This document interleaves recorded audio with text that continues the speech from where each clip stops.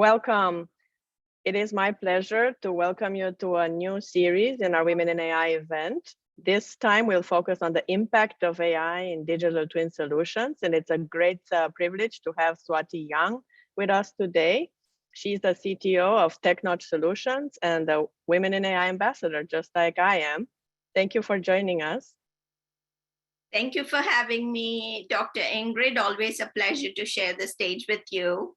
And I appreciate you inviting me to speak about this amazing topic. Thank you. And today we were hoping to hear from you how you became interested in digital twins and maybe share a little bit of your background and current projects you're involved in now so that our audience can learn from you. Absolutely. So I've been a technologist for over 20 years and more recently have been involved in the world of emerging technologies and as any technologist and a futurist worth their salt, I was fascinated with the concept of digital twins, and not just the digital twins, but what it can do for organizations, because there's a lot of things that traditional products in an organization have deficiencies around. And basically, the digital twin will allow an organization to have a complete digital footprint of their products, or even sometimes it could be physical locations and buildings. So as fascinating as the digital twin concept is, what is more powerful is the technology it uses, because it brings the convergence of emerging technologies like artificial intelligence, Internet of Things, etc. So that's why I got very interested in this topic. Thank you. And as the CTO currently at TechNotch Solutions, are you working on any exciting projects that you can share with us maybe? Absolutely. I'm always working on some new data science projects in healthcare, especially like lung cancer research and in the field of transportation. But I also most recently started getting involved with a very, very interesting concept in sustainability, thanks to you, Ingrid. As a CTO of SustainChain, helping bring all the players that are in the sustainability food chain together in that ecosystem. So these are some things I'm super excited to be working on currently.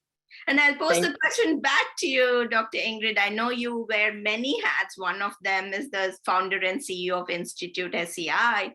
What are some of the exciting projects that you're working on, and how did you get involved in the world of digital twins? Oh, yeah, thank you.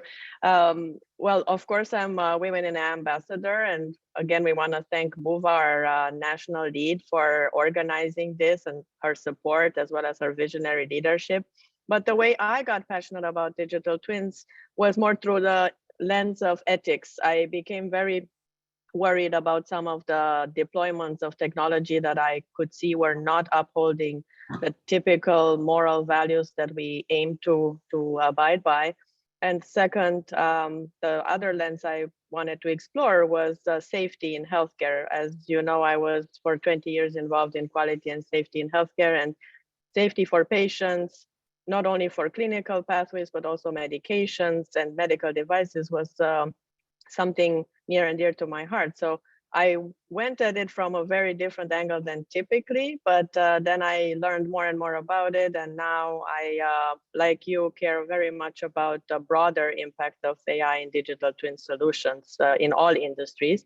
So I hope today we can touch a little bit on all industries so that our audience can see the latest advances and how digital twins can really help multiple industries enhance not only the way we work, the way we protect our employees, the way we accelerate research and development. So I hope we can touch a little bit on all those facets. Yeah, absolutely, since there are so many use cases of using the digital twins. I thought maybe it's good for our audience to first hear from you what type of AI tools we have in our complex portfolio, because many times we see numerous blogs and social media posts just touching on AI or ML. And it's really important for our audience to understand the complexity of products we have. So maybe you can elaborate a little bit on some of the other AI tools that we have at our disposal, because I think for digital twins, it's super important.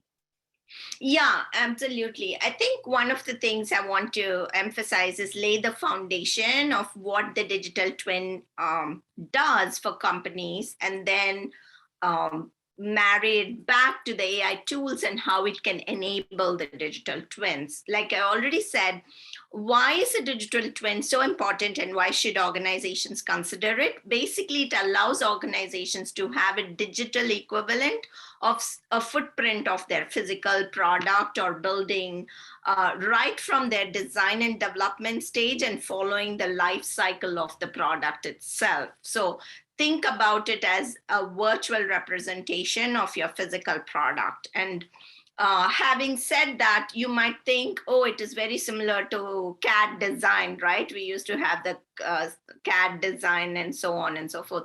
But the difference is that in this case, in the digital twins, you are not only simulating the design, you're also using sensors and mainly data to have a representation of how that product is used in real life scenarios. So for example, if you have like a product sitting in a warehouse and you want to track the product, the sensors in the product can collect the data from the warehouse with its temperature and others, and can track when the product is having defects or it undergoes some maintenance and so on. So the crux of it is that data is required for the digital twin to actually work and be effective and efficient.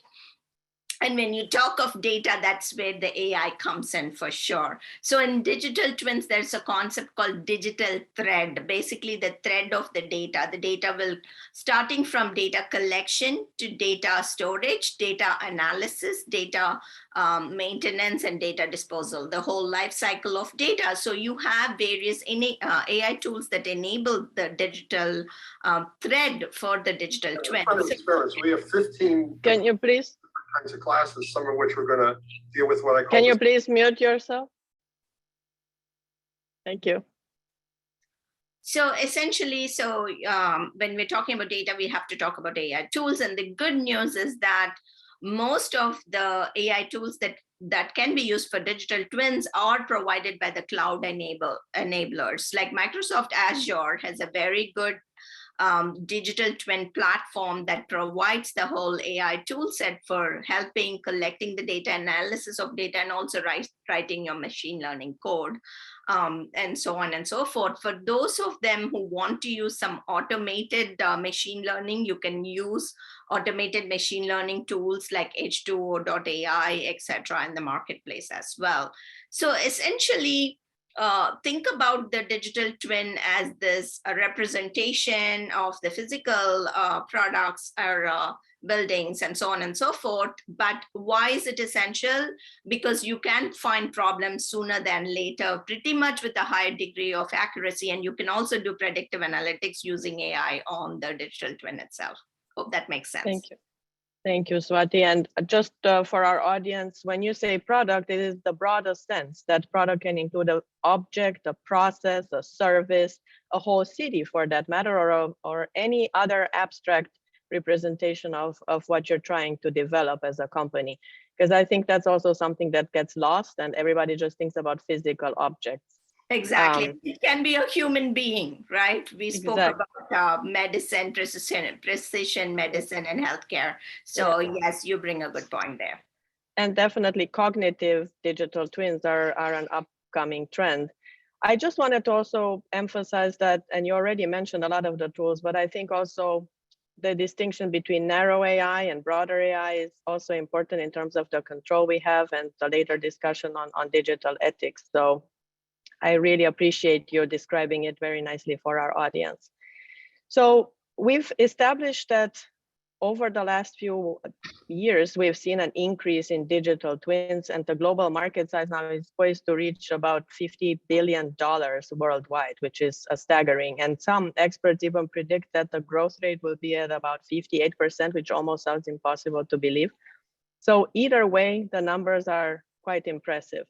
What industries have you seen making huge strides? Because before the pandemic, we had only seen it typically in aircraft, energy, urban planning. But now we've seen tremendous adoption even in other industries that before were never touching digital twins, such as healthcare or life sciences, to say one. Right.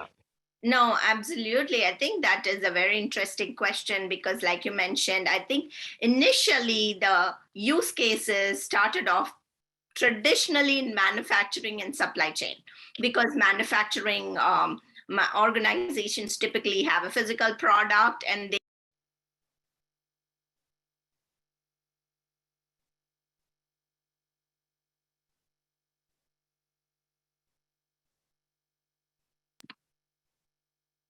I think you muted yourself. Okay, let me repeat myself. So I don't know how that happened, but essentially the digital twins initial use case started off in the manufacturing sector where new products were developed, but manufacturing organizations wanted to increase revenue on their new products. So they created the digital persona of the products and simulated the real life scenario. But over a period of time, supply chain and transportation that are closely related to manufacturing got caught up. But more recently, we have seen more use cases of healthcare and life sciences, especially like in precision medicine. I know, Ingrid, this topic is close to your heart, but it was interesting for me to know. I was speaking with someone in the big pharma industry, and they had the digital twins of their pharmaceuticals. But more importantly, the use case specifically in the precision medicine is that you can have a digital twin. For example, I can have a digital twin for myself and have my genomic data because genetics is so inherent for any person's history. And I'm from India, so I might have that genetic information. And the way the healthcare industry is using is you combine the genetic information of the person along with the demographic information, because in order for a doctor to prescribe a medicine that's personalized for myself, they not only have to understand my history, my genomic data, but they also have to understand how that particular medicine will behave on the demography of Indians, right? Because without that demographic data, they cannot offer any personalized medicine for myself. So healthcare use cases are extremely important and they're like growing. I think the 58th growth sector is in the healthcare. Pharmaceuticals are tracking their pharma from research lab to live clinical trials of how behaving using the digital twin as well. And it is fascinating, exciting, and I think it could actually break boundaries of the possibilities of what could be done in the healthcare sector. But having said that, the challenges of ethics also exist, and we can talk about that later. Absolutely.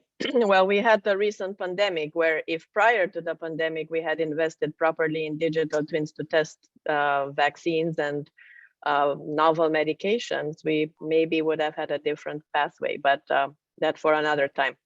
So yeah. I wanted to just highlight that in addition to the medication R&D life cycle that can be accelerated, we also can use digital twins for device safety. And that's very important because, again, we don't want to test it on humans or animals, right? So it's really important if we can make this leap and use digital twins more broadly, it would help. Also in training workers and onboarding them, not only of course, medical staff, but there are many other hazard industries where training teams collaboratively and making sure that we don't expose them to hazards is a huge benefit. So that's great. Yeah. Now, of course, we only talked about the exciting things, but as we both know, there are a lot of challenges. So let's share with our audience what are some of the major challenges, starting with maybe legal, regulatory. Maybe you can touch a little bit on standards too. I know you've been very involved in frameworks and standards, and then we'll go from there. Absolutely. I think like with any emerging technologies, there are a lot of challenges because these technologies are coming fast and furious towards us, but the challenges exist, especially because policy and regulation are always late to catch up with the emerging technologies. So I would say in the case of regulatory challenges, the first and foremost is data protection and data privacy.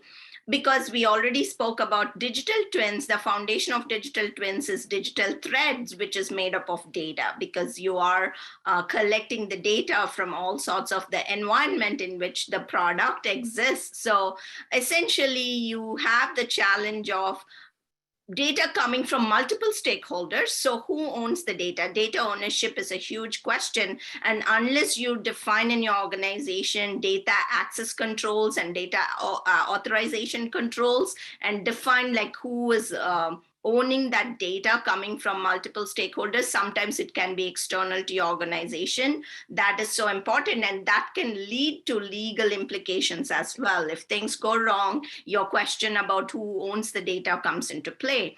The second thing about data is data privacy. Obviously, we know the humongous effort it requires to maintain data privacy, because it's not just about consent and autonomy. Data privacy is also about understanding where your data is being used and throughout the life cycle where it is going, because we know incidents like Cambridge Analytica, it was not the data just residing in Facebook, the data was passed downstream to a third party. So data privacy is very important. And then the last but not the least, I would say, is that the whole standards around governance of the data. I just posted a video on my YouTube also about data governance, right?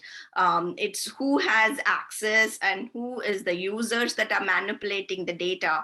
And sometimes the data can infringe copyrights and intellectual property as well. And that's a huge thing in the legal world. So if you have data that's copyrighted, licensed, or IP, then you want to make sure you actually check the boxes to get the copyrights, and you are requesting the owner to have your copyrights, and so on and so forth. Regarding the technical standards, it's still very fragmented. There is no coherent definition of all the technical standards, but like with any other emerging technology, we are getting there, and it's a long path to traverse. And that's why work like what you do, Dr. Ingrid, with the Government Blockchain Association for setting standards is super important. And I know you contributed to an AI playbook, so I'm looking forward to the next iteration that will also incorporate the recent published guidelines from the European Union. I know that makes us now start fresh with some of the chapters. So you want to comment a little bit on the massive work from a regulatory perspective it takes to integrate all the aspects from various markets and geographically, and various industries also that have different regulatory guidelines?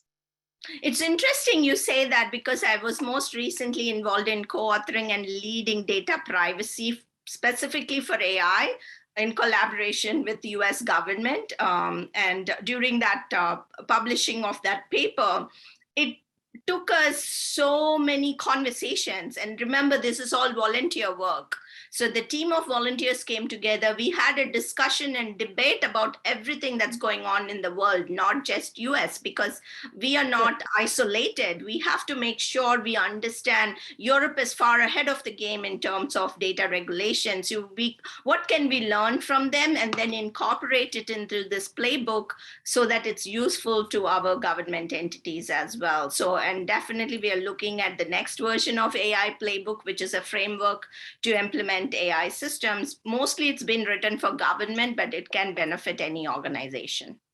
Yes, and although we're not getting into the legal conundrum, that's still a very big one that a lot of regulatory bodies are collaborating with legal stakeholders to try to catch up, because we still have that big divide and lack with regulatory and legal frameworks that's required.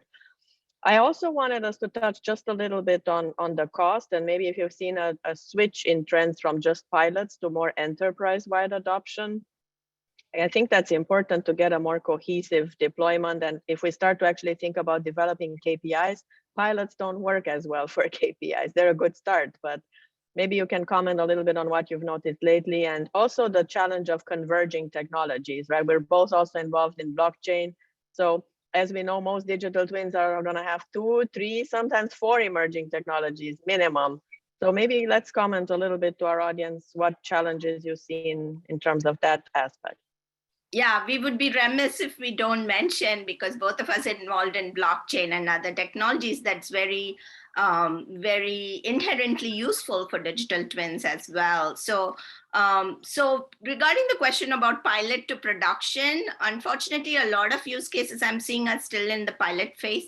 However, having said that, I think the one leading sectors who are taking into production are definitely manufacturing, supply chain, transportation, and more so in the big pharmaceuticals as well. So with the taking anything to production is another huge endeavor, because you have to think of operations, because once you have the digital twin working as expected, once it moves to production, you have to monitor very closely, is it still working as expected, and close that loop of maintaining the system. So that is still a challenge I'm seeing in the industry. And the second thing I want to say is that challenge is slightly being resolved using cloud providers. I think 5-6 years back, there was no single cloud provider providing the digital twin platform. And today we see all the big cloud providers, whether it's AWS, Microsoft Azure, or Google Cloud, providing specific tools specifically for digital twins and to enable them.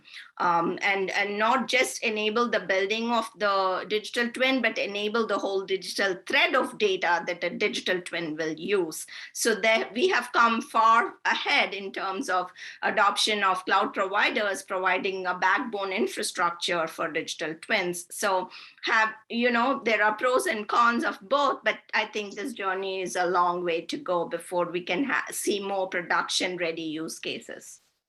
Absolutely. So I've left the two last challenges for us to address, because I know we're both dedicating quite a lot of time to those. One is how important it is to build a proactive ethics program and a culture of digital ethics, and also closely related to that, a culture of cyber resilience, because I think what we've both noticed is that everybody just tried to deal with it retroactively when it's too late, instead of investing time, resources, expertise to develop something that can last long term and can adapt dynamically to all the novel scientific advances. And digital twins are a perfect example where everything is dynamic, everything advances at rapid speed. So having the digital ethics and the cyber safety and cyber defense programs in place is essential for success. So maybe share with the audience your experience and what your view is on that.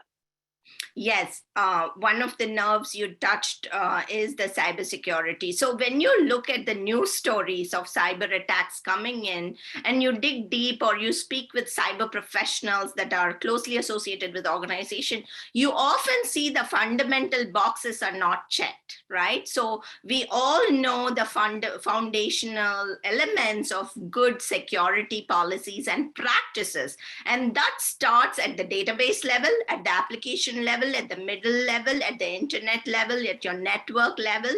And obviously, for any IT organization, you have always the optimization between your cost and your resources and the backlog of things you have to deliver. And what we see, especially a practicing technologist like me, is that people are not prioritizing the user stories related to cybersecurity. And that's why we have these big news stories. So foundationally, if you can check the boxes of your application level and your database level and network, especially network, when you're talking about digital twins, there is a lot of back and forth flow of data. So cybersecurity, data at rest has to be encrypted, data in motion has to be encrypted. These are like foundational elements that hasn't changed in the last 50 years, but the importance is prioritize that for any technology team and make sure you're checking those boxes, because it's more important because of digital twins. The flow of data is so rapid that at any time, if the attack happens, it can happen at any place along your life cycle of your product. So that is inherently crucial for cybersecurity considerations for sure. What about ethics? I know that's near and dear to both of our hearts. And I recently published a book and you're working on one. So let's share with our audience, why is this digital world, and specifically something as complex as digital twins, demanding a robust proactive ethics program? Yes, it again a passion topic for you and me, Ingrid, about ethics of emerging technologies, and what do we mean by that is that, in a nutshell, what are the unintended consequences of using these emerging technologies that can actually affect certain sector of the population or the demographic? And ethics is also an outcome of us being humanly biased, right? Our biases as human will seep into any technologies that we design and develop. And sometimes it even gets amplified in the technologies. So I think when you come to ethics, especially with regards to digital twins, 3, 4 areas I would consider as first starting with data collection. So once you are collecting the data, especially like in healthcare use cases and so on and so forth, you want to make sure you're collecting enough data from all the demographics of the population and not just one population sector. I know the medical field already has a lot of stories. Even their medical books that are taught in colleges had only certain Caucasian representation. They didn't have all representation. So it is all the more reason that we emphasize that you have representation of demographic information in the data collection. The second is consent. Consent is a huge topic. There are geographical locations where people don't even get consent, and depending on where you live, sometimes by proxy you're being discriminated. So consent about the data, how it is being used by the downstream applications, is so important. And thirdly is the data bias, right? You want to make sure when you're manipulating the data, you're not introducing another level of opacity into the data where it can adversely impact whether it is gender, whether it is a certain sector of the population or a demography of the population. So ethics is so important. And we also spoke, when it comes to ethics, we have to be transparent and publish where this data is being used, how it is being used, and what are the outcomes of the use cases of the data as well. So these are considerations that people often do not think, because everybody thinks the emerging technologies is sexy. They want to start writing code, they want to deploy, but these are the soft things. But it can introduce a risk to the organization. It can introduce a risk not just to the organization, but to society as a whole, and impacting us, the way we live, the way we think, the way our children grow. So it's very important to consider that. Absolutely. Just to add, I have noticed, and I don't know if that has been your experience, that many times when we integrate with other business partners or other vendors or other strategic partners, that's where breakthroughs happen in terms of safety. Then in terms of the digital ethics deployment, I think what I've also noticed is it's very difficult for organizations, even if they strive to do the best, to understand that it's a dynamic approach. It's not a static one-time thing that you develop a beautiful ethics program and put it in a shelf. And then last but not least, what I've noticed is that when you try to integrate with all other risk management and other policy and procedures that are existing in the organization, that's where things fall through. It's a beautiful document usually that people craft, but then how you deploy that in a meaningful way that you can actually sustain with daily operations is where the art of ethics comes in, right? Yes. So now that we touched on that, I see also some questions coming in about the cost. Just briefly, have you seen any good use cases where the ROI was actually positive, and not only cost avoidance, which we know that's guaranteed over the last few years, that has been proven over and over that you can reduce adverse events, you can reduce cost of production, but have you seen any use cases where actually there was a revenue generated with digital twins? I have read about some use cases that new revenue streams have been introduced with digital twins, especially in pharma and also in the building sector. So right now, there is a lot of emphasis on green buildings and sustainability. Even the Department of Energy is pushing incentives for people adopting green buildings. So in that sector, definitely, because this is a perfect example of using sensors that can detect your energy savings that can detect increased use of energy and so on. And then you embed it in your digital twin, and it is a win-win for all. So definitely that sector. But remember, whenever you implement an emerging technology, your return on investment will take a couple of years. Any emerging technology I have been personally involved in has taken at least 2 to 3 years to see that return on investment for sure. Especially if it's a new product development or even maintaining an existing product. And I can echo that. Definitely the two areas that I've noticed, fintech has proven clearly, particularly in robo-advisors and wealth management. Prior to the pandemic, it wasn't as hot, but during the pandemic, that took off. So they were able to show increased revenue. And then I think the other one in deploying smart cities, because before it was a sequential deployment of various technologies versus now with digital twins for a whole smart city, you can actually do it simultaneously and see how all of them would interact. So I think it's the beginning phase, but we'll see more and more as time goes by, and the smart city deployments that have been in effect for a year or let's say at least 18 months consistently will have some of those ROI metrics coming in, and they'll show good results. So last topic before we have to stop, I just wanted us to talk a little bit about opportunities for further development. So let's maybe share how, I know you mentioned at the beginning, so for the audience that didn't hear at the beginning, you are very much passionate like me about United Nations Sustainable Development Goals. So how can digital twins, we know they impact all sustainable development goals, but are there a few domains where maybe they can help more than any other time in history and where we can really change the paradigm? Let's say we already mentioned healthcare and life sciences, but any other ones that you have encountered? Yeah, the two main things is the health, definitely the sustainability development goals with regards to health. But the second thing is also the whole broader climate change or even the green revolution, because you spoke about smart cities, where one of the goals of smart cities is to create a sustainable and circular economy of the city itself, be it not just providing greenery in terms of parks, but how do you maintain and manage buildings and other public properties in an efficient manner of reducing the carbon footprint. So definitely we spoke about those increasingly used use cases of digital twins in buildings and maintaining smart cities and so on and so forth, because again, it's the super convergence of emerging technologies. We have Internet of Things using sensors through which data is collected. And unless you put some AI and machine learning, there's no point collecting the data. So machine learning, AI, Internet of Things and sensors and digital twins are all converging here. And there are definitely examples of using on a decentralized environment like a blockchain, on top of which your digital twin could be built and enable those sustainability development goals. And for the last section, I thought we could touch a little bit on some of our futuristic aspirations. So we know that there has been a lot of movement lately to try to converge and convert the Web 2.0 towards Web 3.0 architecture.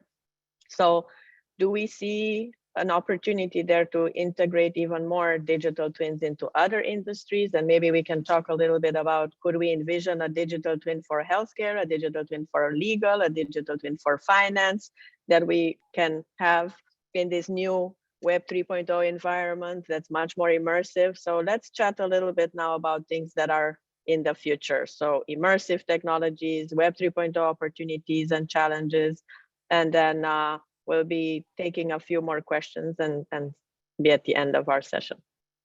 That's a nice and interesting question, right? Because I was immediately thinking of Ready Player One movie. So for those of you who have watched the movie, such an immersive experience about actually integrating virtual reality with coins, right? Like a Bitcoin or a cryptocurrency. So I'm thinking the future is all about it. It's whether we like it or not, it's going to come fast and furious towards us in the metaverse. So there's a lot of contextual information that's going to be present in the metaverse.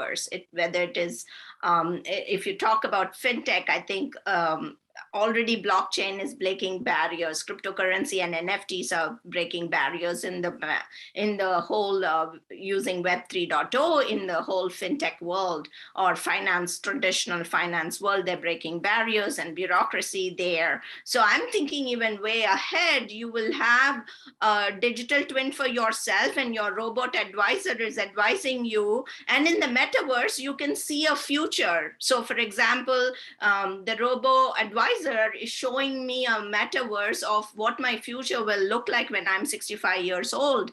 And depending on, they can show a visual representation of, if you manage your money this way, this is how your future, and they're painting this rosy picture for you, or a bad picture depending upon your financial stability, right? So it's going to be very immersive experience that will make us think and take action. I think it's going to be very powerful. Again, I think initially the use cases already exist, but to catch up with the public is going to take time. In finance, in legal, what I see is that legal has always followed precedents, right? In the case of so and so in 1954, some legal case has happened. They always follow precedents and history. Imagine if they had the precedents and history displayed as a story in the metaverse on Web 3.0. It's so much more powerful. It's making the lawyers think twice. It's making the lawyers research also less time consuming, and so on and so forth.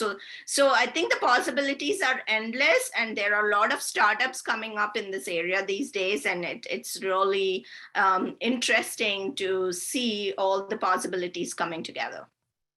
Absolutely.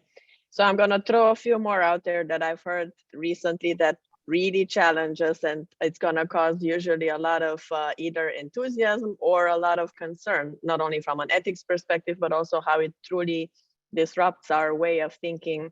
Education is one. So having your digital twin for education, right? Very important to think about how does that affect the future generations. The other one, I think when we're thinking in the context of cognitive digital twins and what Neuralink, if it actually starts to be deployed at broader level, how will that play into a digital twin that's your neuro digital twin?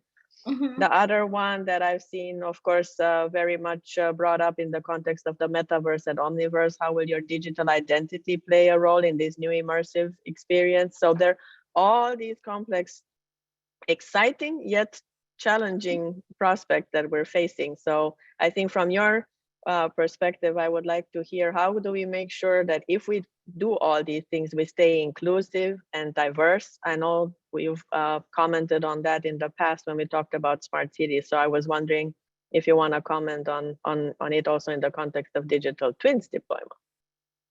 How can we have inclusive and diverse digital twins? Yes, I think the inclusivity and diversity in the context of emerging technologies overlaps with ethics as well, because you cannot speak about one without speaking about the other.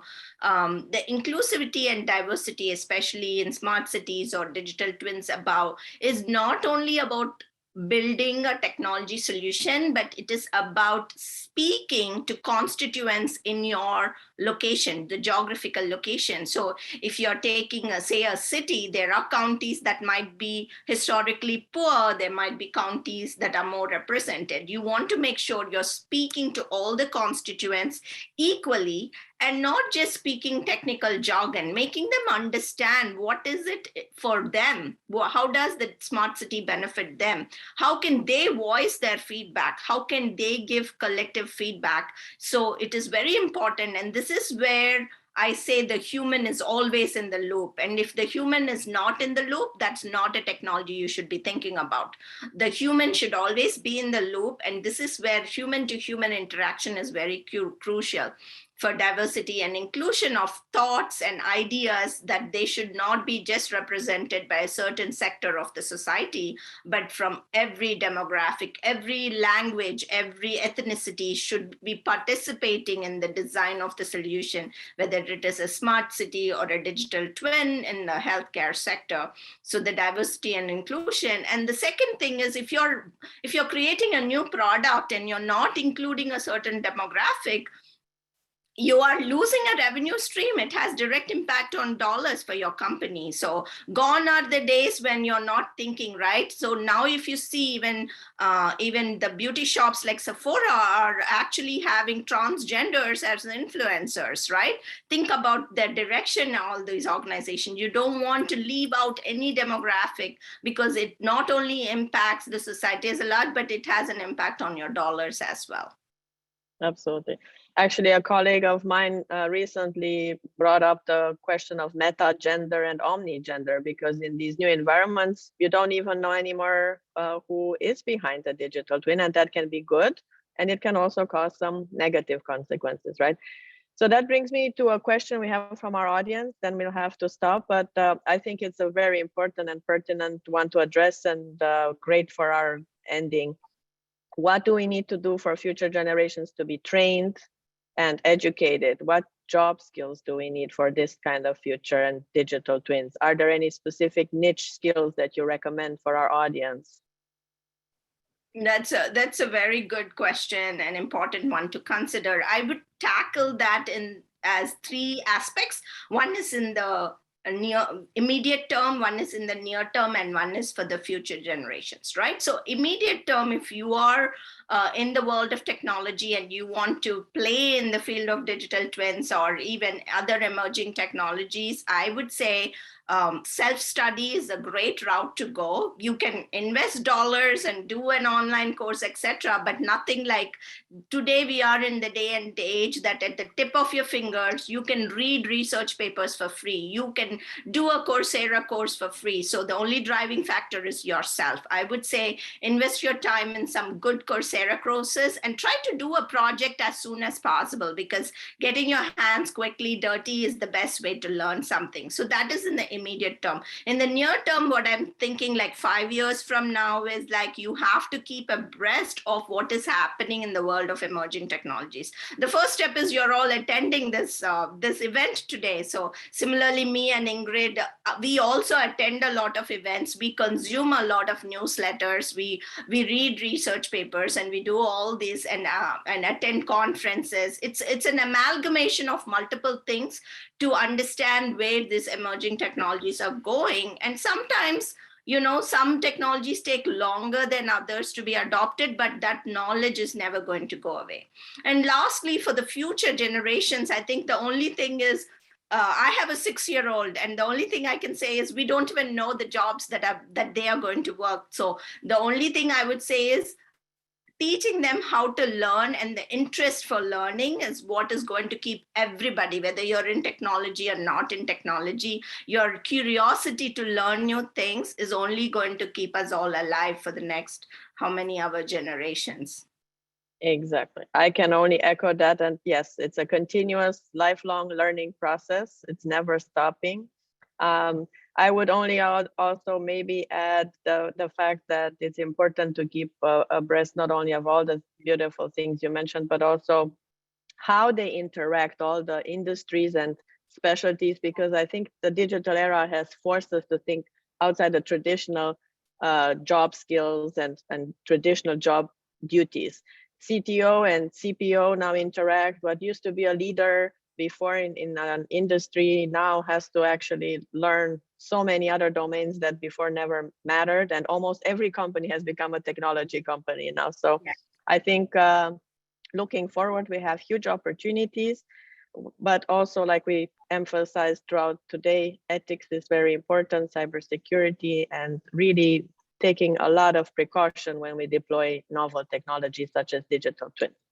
So I'll summarize. We talked at the beginning about not only how Swati became passionate about digital twins, but also her current project that touches on sustainability. Then we talked about trends, challenges, opportunities, and we ended with some thoughts about the future where we went a little wilder on what our imagination can think of. So thank you so much for everyone that attended today and listened to us. Please feel free to connect with us. I know some of you asked for articles. We'll make sure to follow up with some good resources for everyone that attended, and stay tuned for future events. Thank you so much, Swati, again. Thank you so much, Ingrid. Always a pleasure to talk to you, and thank you to the audience for asking some wonderful questions today. very meaningful. Thank you. Have a beautiful day. Bye. Bye.